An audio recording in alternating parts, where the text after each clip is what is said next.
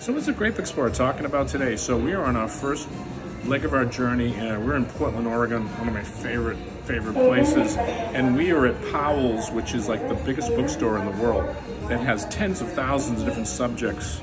And I always like to come into this bookstore because they have the biggest selection of wine books. And of course, I have a huge collection of wine books, and I always really have different reference points what I look at in wine, especially in learning about wine. But I wanted to point out a book today that I saw that I think is really cool. This is a book right here by Oz Clarke. Oz Clarke is one of my favorite authors in England. He's written many books on the subject of especially world of wines, but talks about French wines.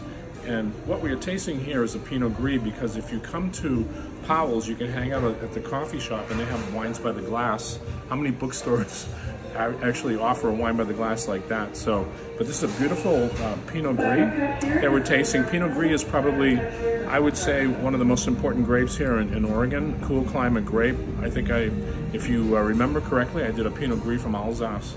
But I think that these wines here are world class.